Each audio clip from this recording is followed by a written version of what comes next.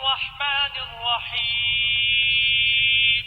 شروع اللہ کے نام سے جو بڑا مہربان نہایت رحم والا ہے. یا ایھا الذین آمنوا اوفوا بالعقود احلت لکم بہیمۃ الانعام الا ما یتلی علیکم غیر محل الصید وانتم حرم ان اللہ یحکم ما یرید. اے ایمان والو اپنے اقراروں کو پورا کرو. تمہارے لیے چار پائے جانور جو چلنے والے ہیں حلال کر دیے گئے ہیں بجوز ان کے جو تمہیں پڑھ کر سنائے جاتے ہیں، مگر احرام حج میں شکار کو حلال نہ جاننا خدا جیسا چاہتا ہے حکم دیتا ہے.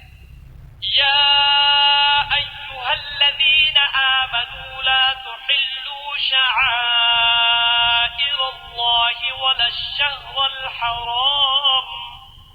ولا الشهر الحرام ولا الهدي ولا القلائد ولا آمين البيت الحرام يبتغون فضلا من ربهم ورضوانا وإذا حللتم فاصطادوا ولا يجرمنكم شنآن قوم أن صدوكم عن المسجد الحرام أن تعتدوا وتعاونوا على البر والتقوى ولا تعاونوا على الإثم والعدوان واتقوا الله إن الله شديد العقاب. مومنوں خدا کے نام کی چیزوں کی بے حرمتی نہ کرنا، اور نہ ادب کے مہینے کی، اور نہ قربانی کے جانوروں کی، اور نہ ان جانوروں کی جو خدا کی نذر کر دیے گئے ہوں اور جن کے گلوں میں پٹے بندھے ہوں، اور نہ ان لوگوں کی جو عزت کے گھر یعنی بیت اللہ کو جا رہے ہوں اور اپنے پروردگار کے فضل اور اس کی خوشنودی کے طلبگار ہوں. اور جب احرام اتار دو تو پھر اختیار ہے کہ شکار کرو، اور لوگوں کی دشمنی اس وجہ سے کہ انہوں نے تم کو عزت والی مسجد سے روکا تھا تمہیں اس بات پر آمادہ نہ کرے کہ تم ان پر زیادتی کرنے لگو. اور دیکھو نیکی اور پرہیزگاری کے کاموں میں ایک دوسرے کی مدد کیا کرو اور گناہ اور ظلم کی باتوں میں مدد نہ کیا کرو، اور خدا سے ڈرتے رہو. کچھ شک نہیں کہ خدا کا عذاب سخت ہے. حرمت علیکم المیتۃ والدم ولحم الخنزیر وما